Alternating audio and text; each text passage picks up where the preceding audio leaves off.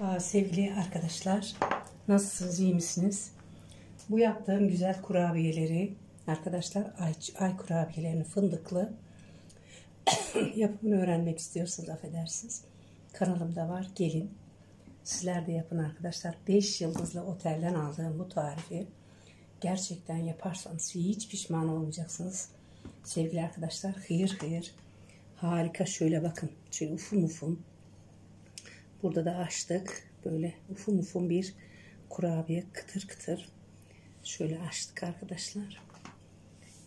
Tarifi sizler de yapın. Kıyır kıyır yemelere doyamayacaksınız. Kanalıma abone olun. Sizleri çok seviyorum sevgili arkadaşlar. Bu kurabiyenin yapımını öğrenmek istiyorsanız kanalıma gelin bakın. Tarifler var orada. Sevgiyle kalın. Hoşça kalın. Güzelliklerle kalın sevgili arkadaşlar. Şimdi bunun yapımına kanalda başlıyoruz arkadaşlar. Kanala abone olun. Hoşça kalın.